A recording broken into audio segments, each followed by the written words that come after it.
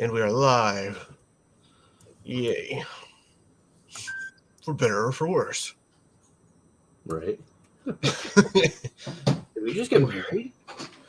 Ooh, no. What, dear? I don't think so. Oh, you're calling me dear already? People habanero in the eggs. 2 claps. You need to put this somewhere where I'm going to use it. Or just read what you're picking up. Perfect time. So we have 2 maple peppers. We have just a maple pepper. Then we have a maple pepper with habanero in it as well. Ooh. Yes, that's fine. Leave it over here, which is quite delicious. 4 eggs. Oh, yeah. Apparently I am now getting 4 eggs for breakfast instead of 2 because she wanted to put the maple pepper in the scrambled eggs. Grab the one with habanero. She does not do spicy.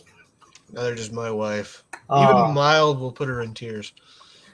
Oh, fantastic. So she just brought the habanero one over and put it on my desk so she doesn't confuse it anymore. Oh, fantastic. That is a great way to start the morning or afternoon, whatever. And the show. Your next bathroom visit will be haunted by habaneros. So. Right. I'll talk about it next week's show. The haunting of my toilet. Yeah. Which is actually funny because there's actually a toilet in my story today. Okay. So who wants to go first? Because I'm cool either way. Well, it's got a hell of a history behind it. So yeah, I guess I will go first. Okay. Because mine's probably gonna be a lot shorter than yours. Yeah, since mine was built in 1066. Yeah. That.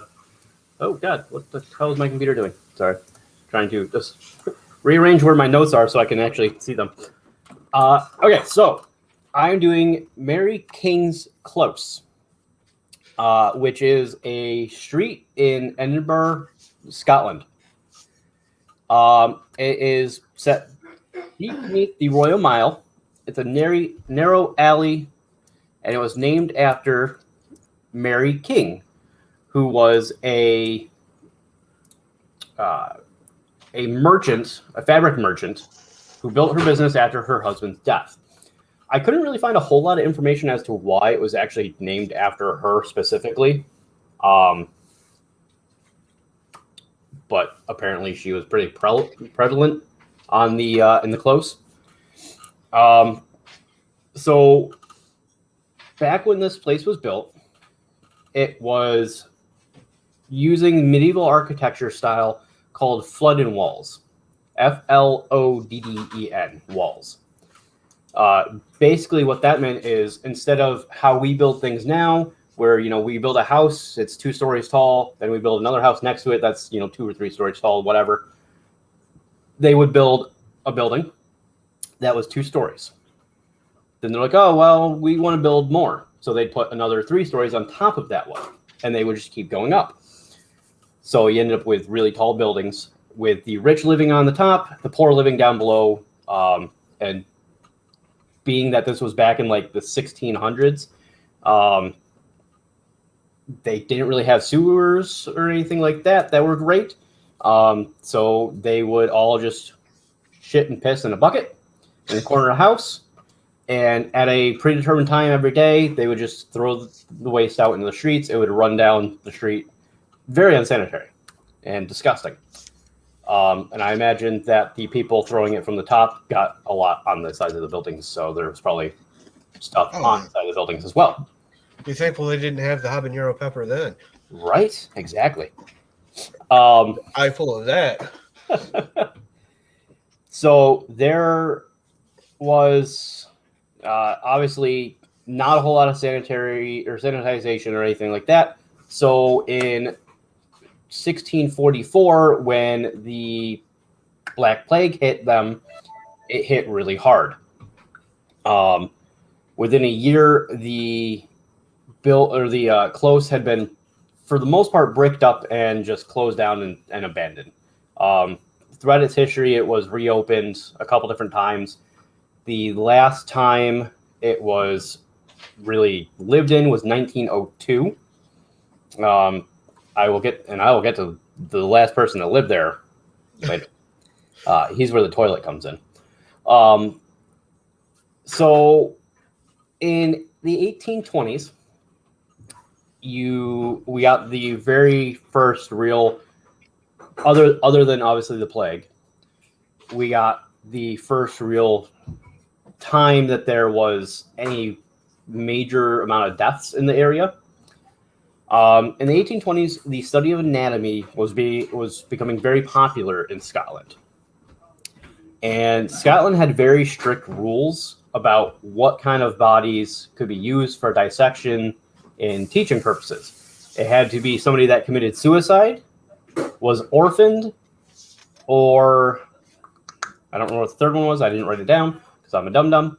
But there was a third one as well that was very weird. So because of this and the rise in popularity, there was a shortage of bodies for these professors to use to teach anatomy and how to dissect people.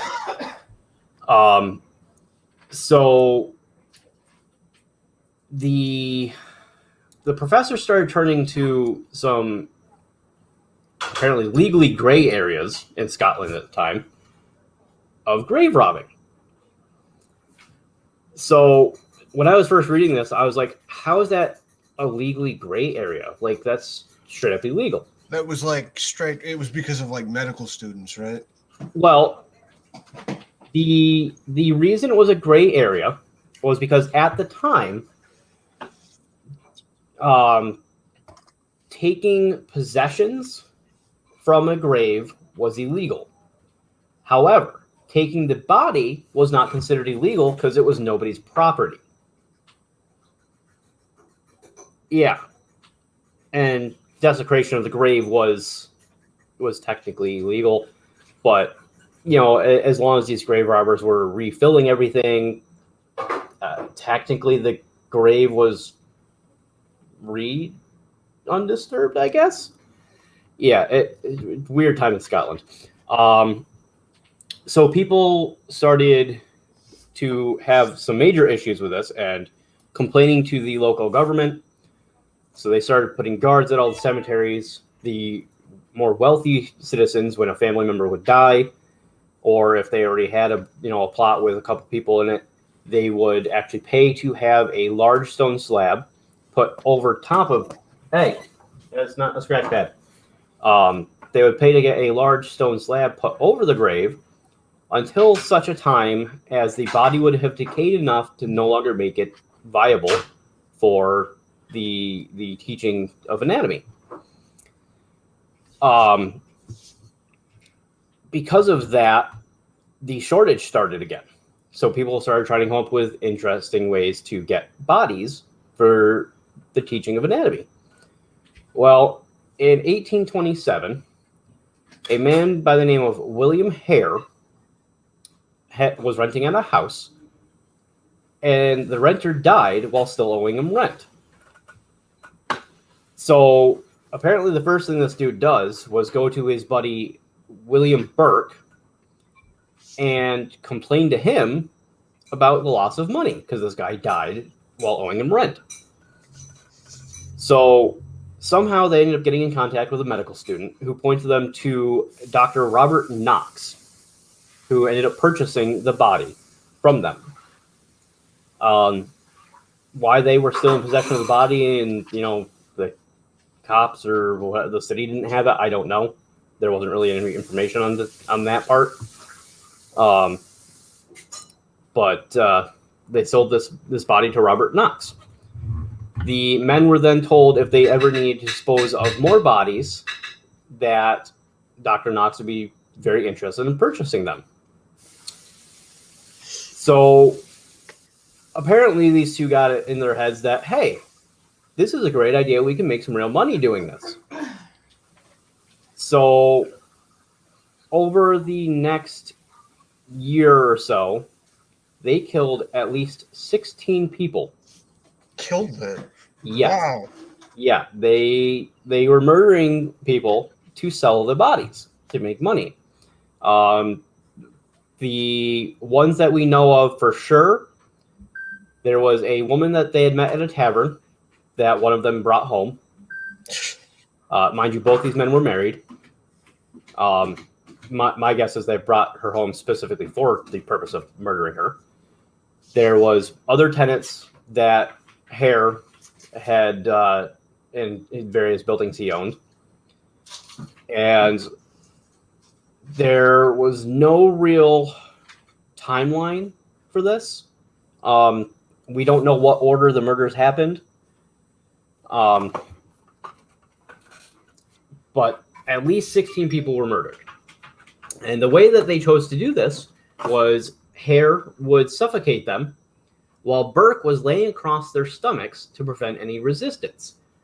This made it so that when they sold the bodies to Dr. Knox, it was almost impossible for him to determine that they had been murdered because there was no sign of struggle. Can I have the ketchup? If we have any. In 1828, November 3rd specifically, there was a warrant issued for Burke, Hare, and their wives. I couldn't find any evidence as to how the police figured out it was them that were doing this. If they somehow connected it to Dr. Knox, who then gave up his source. Hare was offered immunity if he gave up Burke, which he took. He took the deal. And he was not allowed to be a witness against his wife. So his wife also ended up getting immunity through that. So Hare gave up Burke. And then... Sorry about that. Not a problem. Throughout the trial, they decided that there was not enough evidence to convict Burke's wife. They ended up talking to questioning Dr. Knox, and it was decided he hadn't technically done anything illegal, as he did not know that the people or the bodies were for murder victims. However, Door's not unlocked. there was a lot of public, should we say, public hatred towards him. So his career was pretty much ended at that point. Nobody would go to him for anything anymore. So on Christmas Day of 1828, Burke was sentenced to death. At this point, he gave a second confession blaming Hare to be the mastermind. And the reason we don't know what order the murders happened is because the two confessions that Burke gave had two very different timelines as to when each murder happened, which I think is why a lot of the evidence from his confession was kind of like thrown out, so they didn't convict Hare for it, besides the granting immunity thing. In January of 1829, Burke, he had given his second confession, and he was then executed later that month. The crowd that came to the execution was upwards of 25,000 people. Wow. Yeah. The judge that gave the conviction also put in that Burke's body was to be dissected for the purpose of teaching anatomy, as well as, if possible, the skeleton was to be preserved. So, once the execution happened, they did the dissection, and they sold tickets to this dissection, which, it makes sense. It was what's the word I'm looking for? It was a demonstration, basically, so they sold tickets to it. Well, apparently, more students came to the dissection than purchased tickets. They ended up having to call the local law enforcement to kind of help keep the agitated crowd in check. Burke's skeleton was given to Edinburgh Medical School, where it is still there today. It is unknown what happened to Hare after he left prison. The next real big part of the next real big death in the area came in 1824.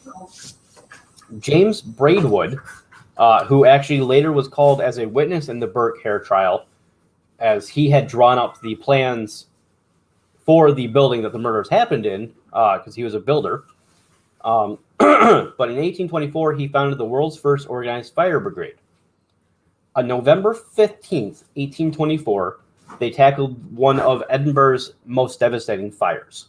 Around 10 p.m., a cry of fire echoed through the city. Smoke was pouring out of the second story of a 7-story printing house. There had been some ink that overheated, and the glass shattered, caught fire, laid in a stack of papers, caught fire to that, and eventually it just spread. The fire brigade had only been operating for a few months, so they had not received their full training yet. Plus, local authorities were giving conflicting orders. So the fire ended up raging for 2 days. They finally got it quelled, and it took another 2 days to fully extinguish it. After everything was said and done, the fire claimed 400 homes. Many businesses were ruined and put out of business. 13 people killed, and hundreds were left either homeless or injured or both. After that, it was decided that the fire brigade had full authority when it came to fighting fires to prevent anything like this happening again, because it was largely blamed on the conflicting orders for it being as bad as it was, which makes sense. Come on. So then we jump forward to, I think I mistyped this one. I wrote 1685, but this was later on after all this, so I'm pretty sure it's supposed to be 1865. I think I flipped the numbers there. But Thomas Colthart, a respected lawyer, and his wife moved into the close. Their maidservant that moved in with them fled almost immediately, claiming the house that they moved into was haunted. They ended up staying there. They very quickly started seeing paranormal stuff. The first thing I saw was a disembodied head floating around the house. The wife passed out, and the head disappeared. Later on, during dinner, they saw a child's spirit and a severed arm that was beckoning to them. They also reported seeing in the living room the ghostly apparition of a dog, as well as a bunch of other animals, all kind of running around doing crazy stuff. And there was a ghostly wail, and all the spirits just disappeared. The dog, however, would reappear multiple times. Eventually, kind of just, it would appear, run over, lay down in a chair, and be there for a while and disappear.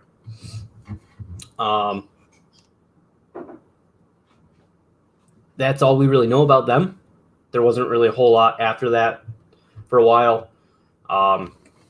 Eventually, the close was then shut down completely again, and it was to be bricked in. The last resident there moved out in 1902, who apparently was a weirdo, and he had his toilet positioned so that he could have the door open to view the street, and he would wave at people as they walked by.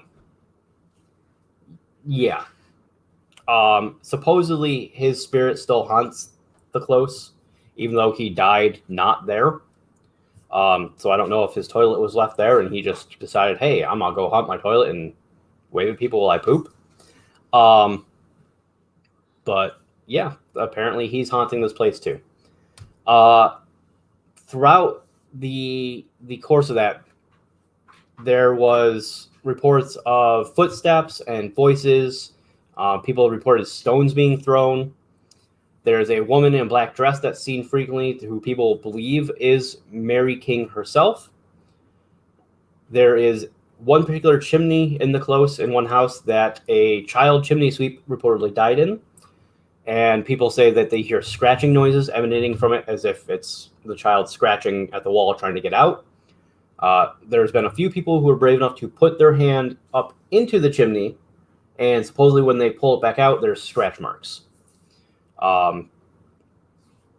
The close was then bricked off and reopened for tours at one point. And in 1992, the most famous haunting happened. There was a Japanese psychic named, I'm going to butcher this, Aiko Gibo, who was taking a tour with the film crew. Apparently, she was very unimpressed by this tour pretty much the entire time until they came to one small house. As soon as she walked in, she said she suddenly got a very overwhelming sense of anger and anxiety and nausea. And she went to go leave, and she felt something tugging at her pant leg. She looked down, and there was a young girl who claims to have died from the plague and says her name is Annie. She said her family had abandoned her during the plague and that she was looking for her lost doll. Aiko felt sad for the little girl's spirit, so she left and purchased a Barbie doll and came back and left it in the room for Annie. The doll is still in the room.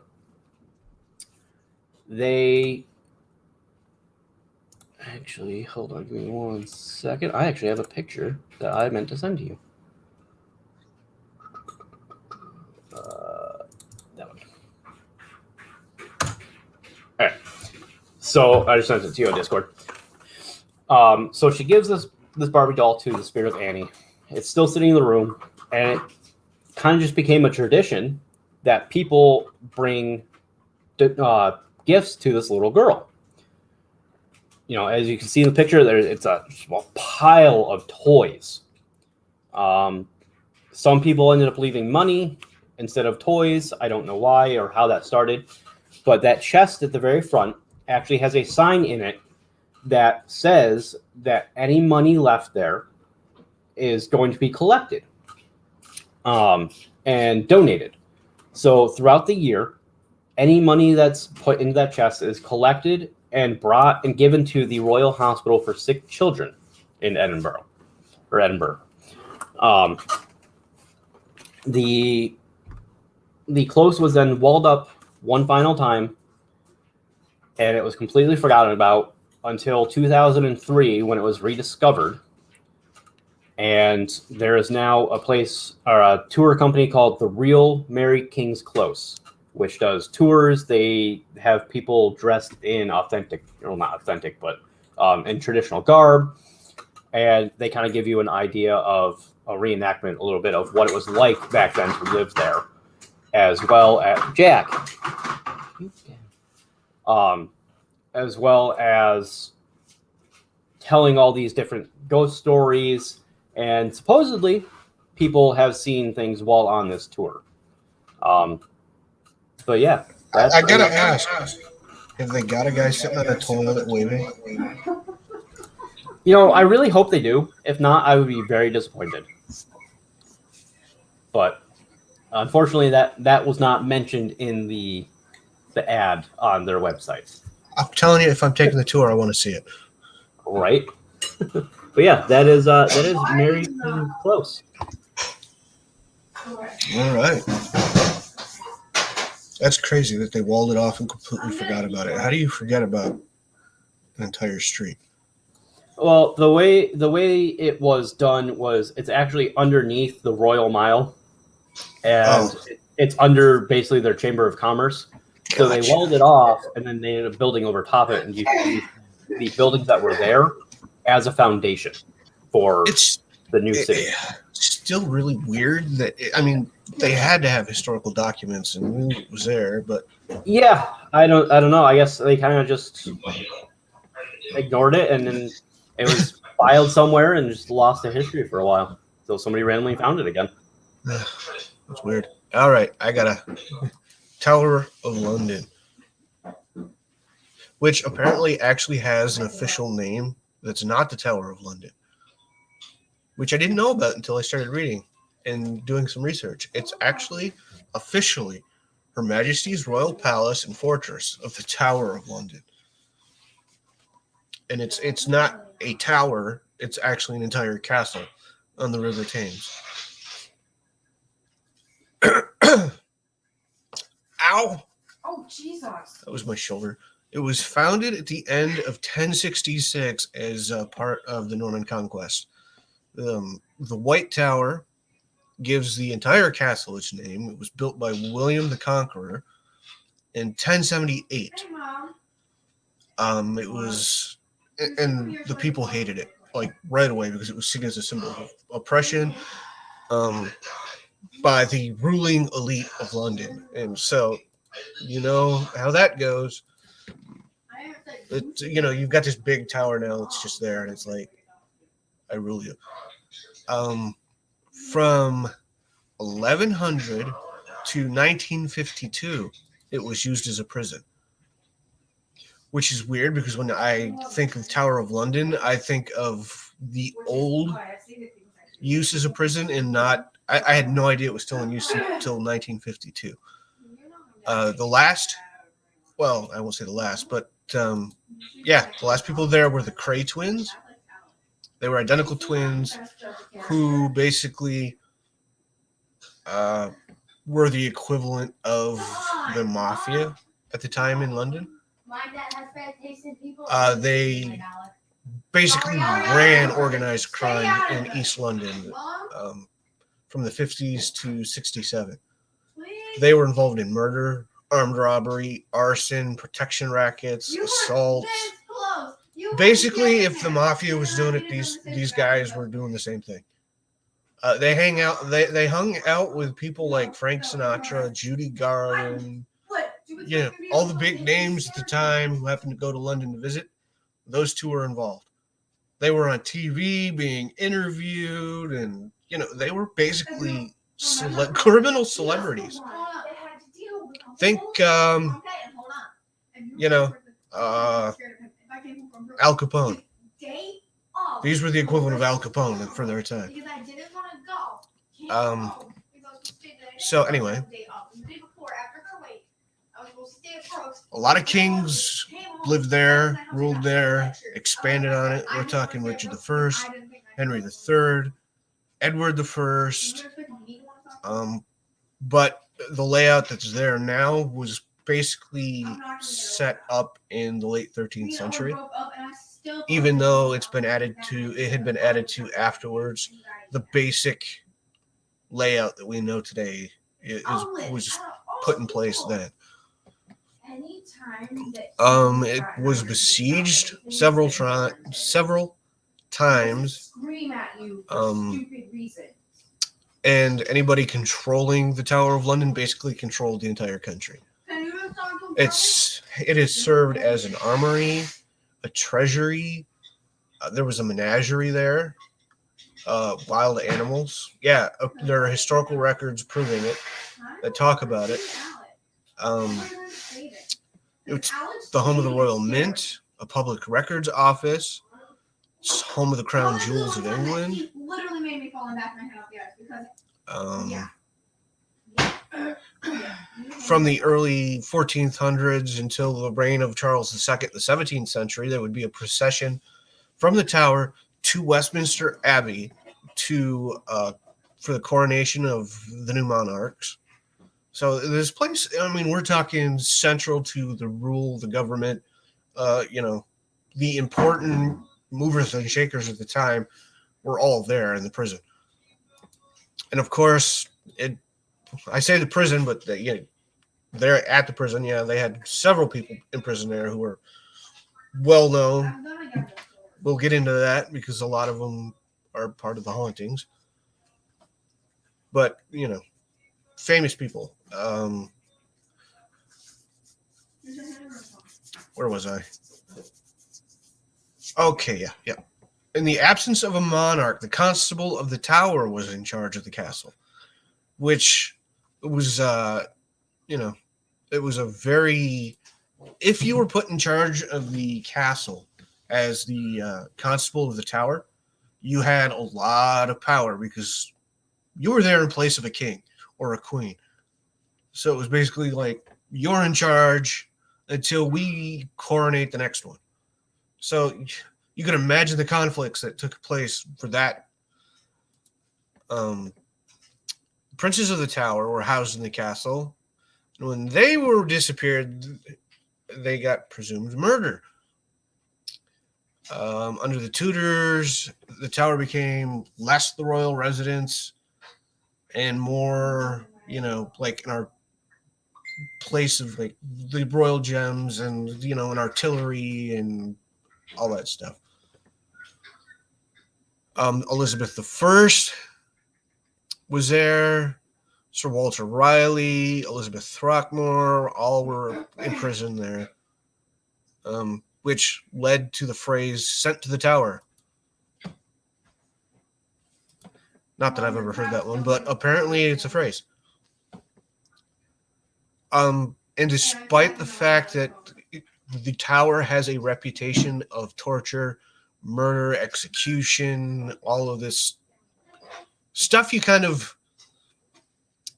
associate with like royal punishment, like a lot of it didn't happen. There were only 12. No, where is it? It's only a handful of executions there. 112 executions over 400 years. I mean, it's granted that's still a lot of executions, but it's not as many as I was. Right, it's not as many as people think. Yeah, you would think, oh my God, okay, you did something wrong, off with his head. Okay, he did something wrong, off with his head. Let's hang him. But that wasn't the case. The executions were saved for the worst of the worst, or the more powerful political enemies. Like the guy that waved at people while he's pooping on his toilet? Yes, or dumping it over the side with the habanero. Because that, you're done then. Okay, the First and Second World Wars, it was used as a prison. 12 men were executed there for espionage. It got damaged during the Blitz, and that was repaired.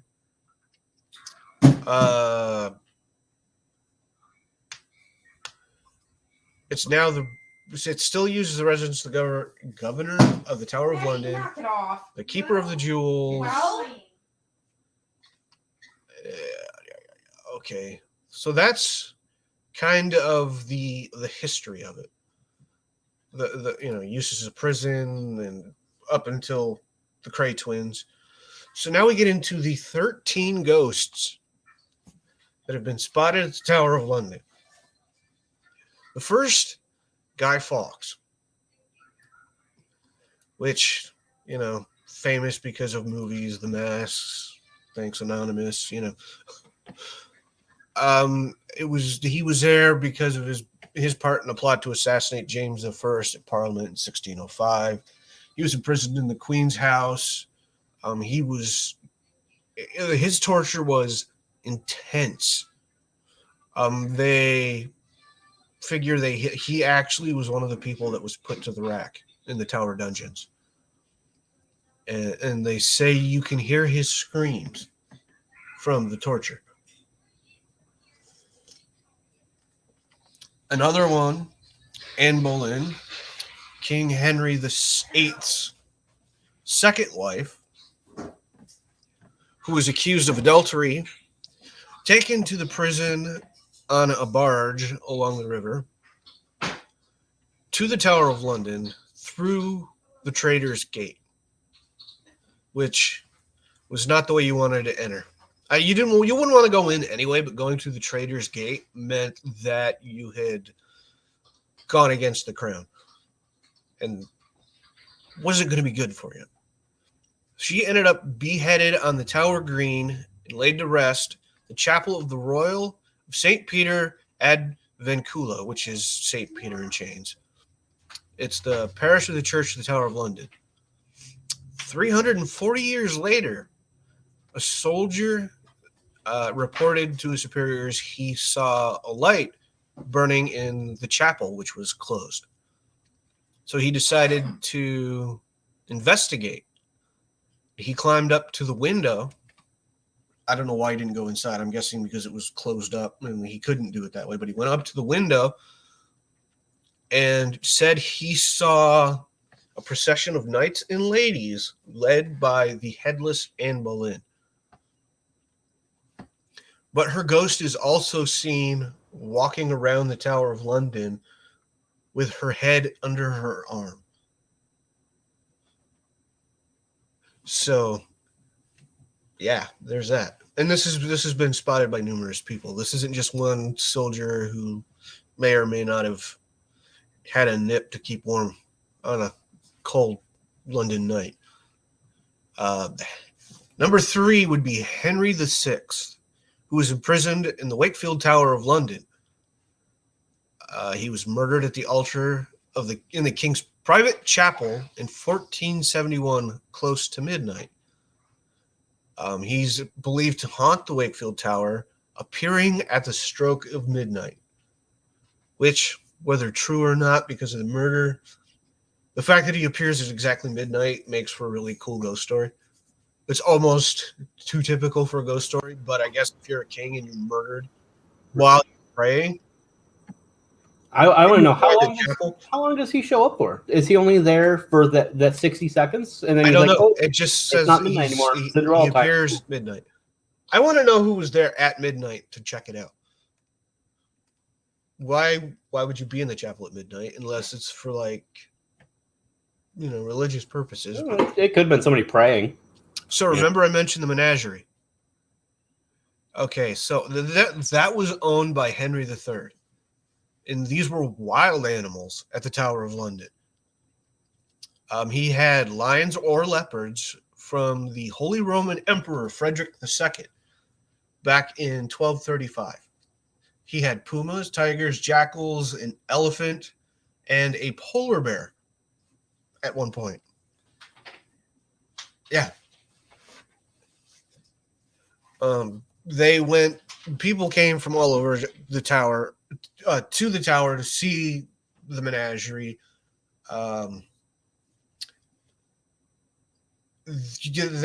Bear baiting became a pastime. Yeah, I'm not sure what that is, but it says you can still hear it today. I'm guessing it's teasing the bears.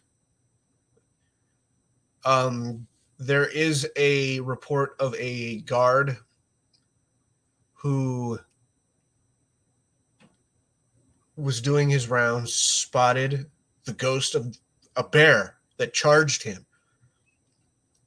He reported it, and 2 days later died from the fright that he received. Yeah. That is some major PTSD right there. Yep. It apparently appears from behind the door of the jewel room. But there's also a black bear that's reported to be near the Tower of Martin, and this was reported back in 1816. And it doesn't say which one that particular guard saw, just that he saw the ghost of a bear, and 2 days later died from the fright.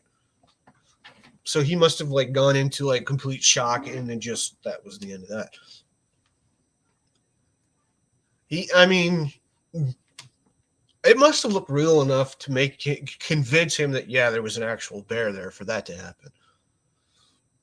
Okay, Sir Walter Riley. I don't know what would be more terrifying, thinking there's an actual bear or seeing a translucent bear charging at me. Yeah, either way, it's a bear. It's huge. It's coming at you, Either way, it shouldn't be there. Yeah. The explorer, Sir Walter Riley, is number 5, who was imprisoned by Elizabeth I and James I. He was sent to the Tower of London 3 times. Yeah. He spent 13 years in the Bloody Tower during one confinement and attempted suicide. His last imprisonment at the Tower of London in the Beauchamp Tower took place in 1603 before they finally decided to behead him outside the Palace of Westminster. So they were like, "Yeah, we've imprisoned this dude 3 times. Maybe we should just end him." He's not learning his lesson. You know what? Let's just take care of him. And the worst part is he tried to kill himself. And it makes me wonder, did they stop him so that they could behead him? Or did his attempt fail? And then they were like, okay, well, if this dude wants to die, we'll just take care of it ourselves. Honestly, probably the former.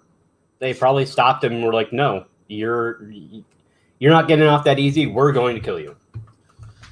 Because unfortunately, it's the same thing nowadays. You know, somebody gets the death penalty. Yeah, pretty much. Yeah, because they don't want you doing it yourself, because then, well, that's not justice. You went out your terms, not Exactly. You know. Number 6 is in 1957, a Welsh guardsman by the name of Johns was on sentry duty at the Salt Tower when he came, I can't say face to face with a young woman. He came face to form with the apparition of a young woman because she had no face, which would be what terrified me to the point I think I would die 2 days later, if not on the spot.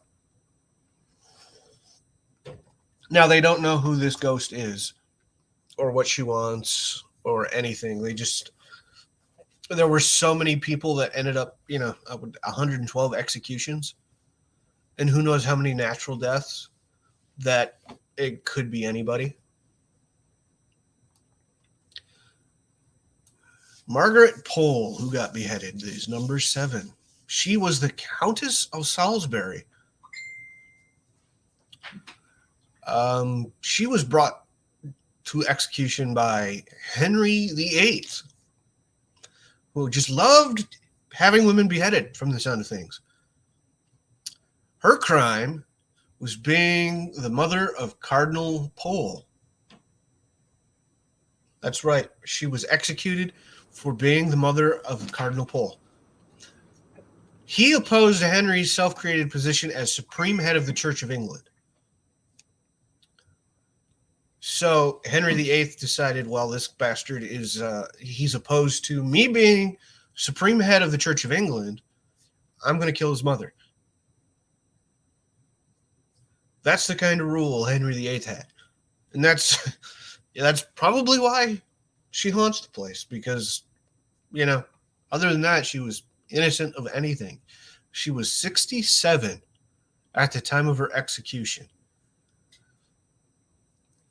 The eyewitness accounts of the execution in 1541 wrote that the executioner was a wretched and blundering youth who botched the execution.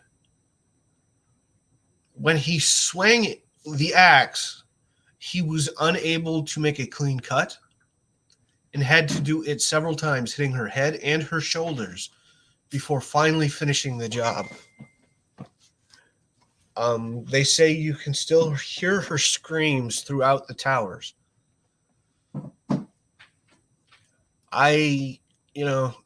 If anybody deserves to haunt a place, it's her.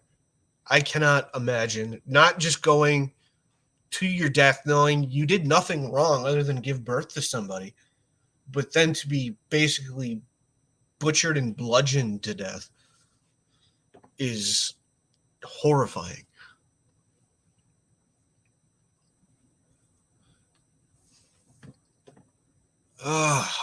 Okay, so number 8 is a white figure. Again,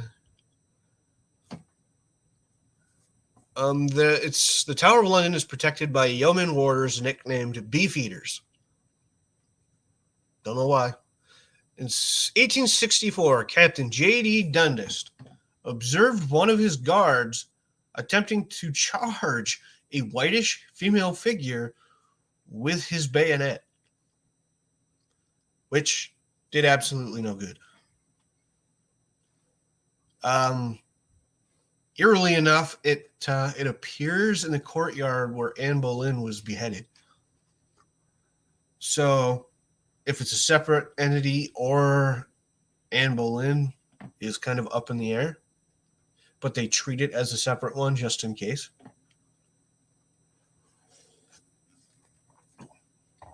So yeah, it gets really weird. Number 9, Lady Jane Grey. She was the English queen with the shortest reign. She became queen after the death of Edward VI, who was son of Henry VIII. Go figure. Edward named her his heir in his last will and testament over his own sister, Mary. John Dudley had arranged for her to marry his son, Lord Guilford Dudley. When Edward died on July 6th of 1553, Lady Grey became the queen. She held it for just 9 days before a council decreed that Catholic Mary was the true ruler of England. Lady Grey and her husband Dudley were executed in the Green Tower in 1554, just a year later. There's a white figure that is said to be her that haunts the battlements of the Tower of London till today. She basically was, screwed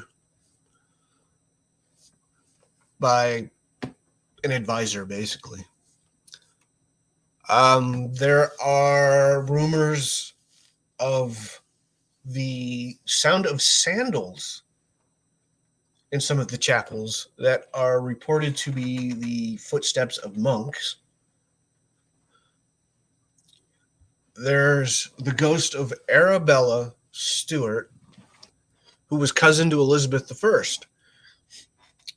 I. She was imprisoned by James I for marrying William Seymour, the nephew of Lady Jane Grey, without royal consent.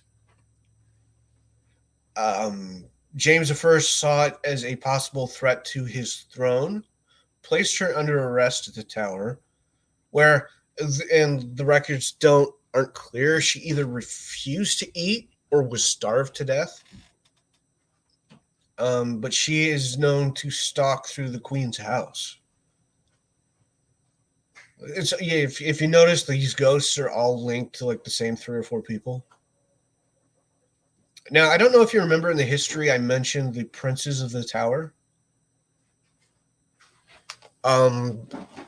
This was Edward IV's young son, who was 12, who became Edward V under the protection of his uncle.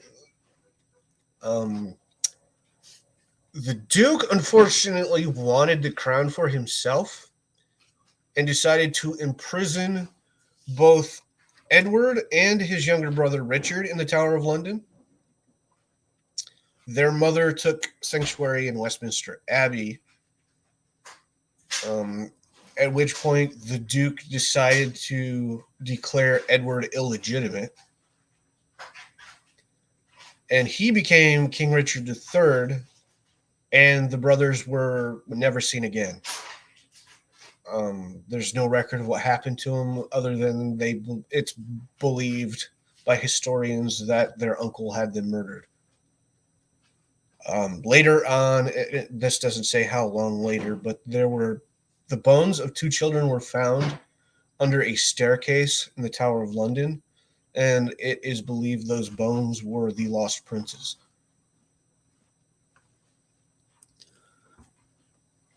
So here's a great one. Number 13, The Nameless Thing. It is by reports, petrifying spirit which follows the guards of the tower as they walk their beat from the river's Sally Portal entrance and around. It doesn't really say what it is other than it is absolutely horrifying. That could be pretty much anything. And those are the 13 ghosts, the Tower of London. All of them with a connection to basically the same 3 or 4 people, which is really weird. Well, I mean, it was a very brutal time in England's history. So, Mm-hmm.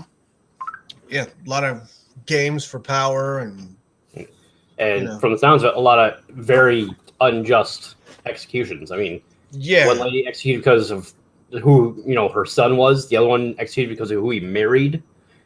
Like, yeah, and another one, the 2 brothers. Can you imagine just being like executed because your brother was named king? yeah, and unfortunately that happened a lot in those times because if you wanted to get rid of your political enemies, you had to half time you had to wipe out their entire family. Otherwise, they'd come back for retribution. What amazed me was, even though it was used as a prison until the 1950s, all of the hauntings seem to point back to the royal families and all the infighting and all of that. Right. I mean, it's crazy to think that all of that stuff happened and that's the impact it had to potentially create hauntings. When as a prison in the 1950s, these guys were probably fighting one another, murdering one another every chance they got. Right. But those are the ghosts that ended up staying. Yeah. Well, I mean, I'm pretty sure we said it before. I would love to find a ghost story of something that happened recently. Like, you don't hear of hauntings of people that died, in the year 2000. It's just not something we hear about. So that begs the question, why? Well, I mean, sometimes if you watch these paranormal shows, those are the ones you get are the more recent ones. Like, oh, I think my son died in a car accident. I think he might be haunting. And then it's like, okay, everything points to him. But with, things like this, it's never a ghost from somebody who died, more recently. Right. That's what I don't understand. It was used as a prison up until then. And there had to have been accidents with guards and weapons. And during the Blitzkrieg, it literally says it was bombed. Right. No, somebody had to have been died. killed then, but it's all royalty or a bear. Yeah, which I mean, granted, there is a lot of theory around, what causes ghosts, and it's a lot of times, it's they had unfinished business, which is very vague. But there's also the belief that in order for a ghost, for a spirit to actually haunt a place or a person, there has to be surrounding their death. There has to be a whole lot of anger, hatred, aggression, fear, some super intense emotion. Which is why it's interesting when people talk about, spirits of animals haunting a place. Like, people talk about, that animal is scared. But a lot of people don't think, that animals have emotions the same way we do. So it's like, all right, on the one hand, there has to be some kind of severe emotion that's causing the spirit to stay here, but clearly that's not the only thing. If there's animals haunting places as well, like this giant bear that's chasing a deer, or all the animals at the house in Mary King's Close. Yeah, like the dog that goes and lays by the chair. Right. Although it kind of makes me wonder if some of those aren't just residual. Right. Yeah, I mean, it's possible that they lashed on to some of the other spirits that are already there, and they're just, manifesting off that. Or one interesting theory that I've read is, when you see an animal haunting a place, that it's not actually the spirit of the animal, it's the spirit of somebody that loved that animal so much that when they died, their spirit manifested itself as that animal instead of being themselves. Which is in the bear's case would make sense because it manifests in the crown room, and that was, what did I say, King Henry the... I believe that was the 8th. I don't remember, but you know, if he loved the animals that much that he invited people to look at them, and clearly they loved their crown jewels. Right. And if you had a bear and you loved power, that's going to be the one animal you're like, yeah, that bear is mine. I own that bear. That's a symbol of my power. Mm-hmm.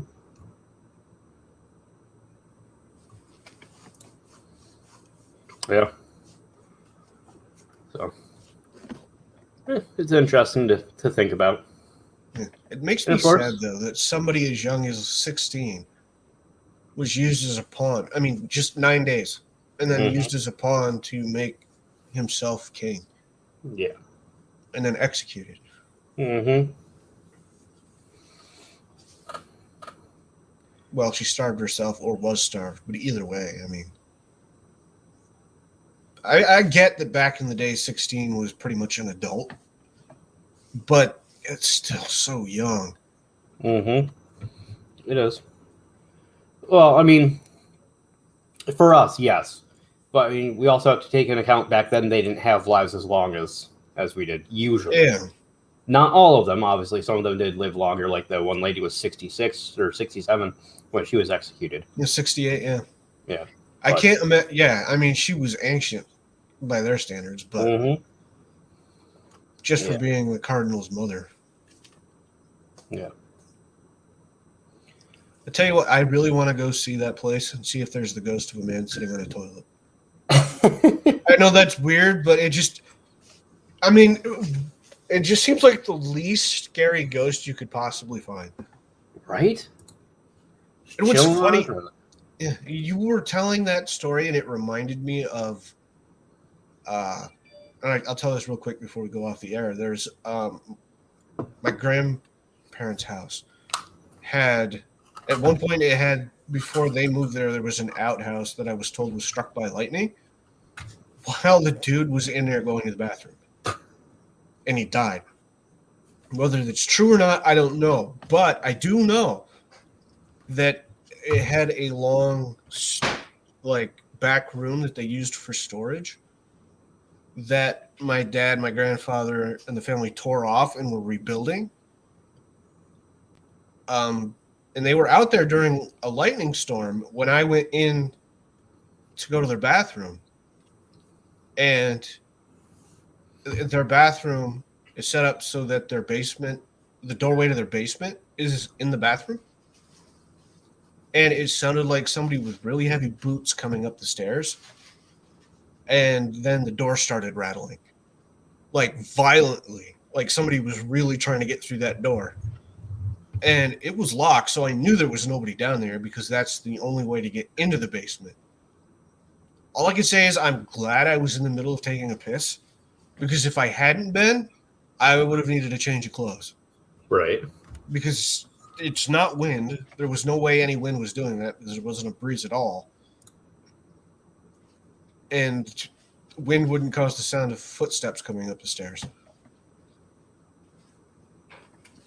And like I said, it happened during a thunderstorm when they had that whole back torn off. Which is, they say renovation stirs up activity. Mm-hmm. Yeah. Things get disturbed. It's the only time I've ever had anything weird like that happen at my grandparents' place, and it just stuck with me. It was creepy. Oh, I bet. Yeah. Like one of those most vulnerable moments when you're half dressed and your thing's hanging out, and something's trying to get in. Mm-hmm.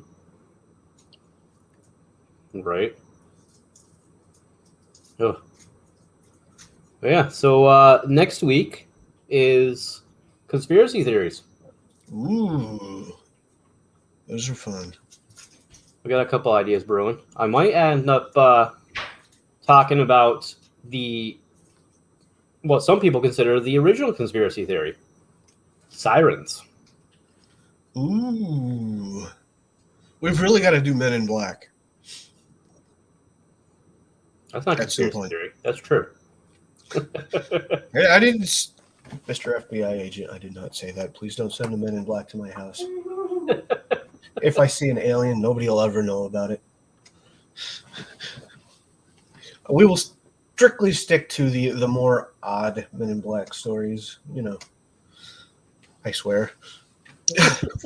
Total disclaimer by me because I don't want to knock on the door in the middle of the night. Right. Oh, they don't knock. They don't knock. I don't want them teleporting into the bedroom anyway. I might There be you in the go. middle of something. They're going to teleport into the bathroom while you're taking a shit.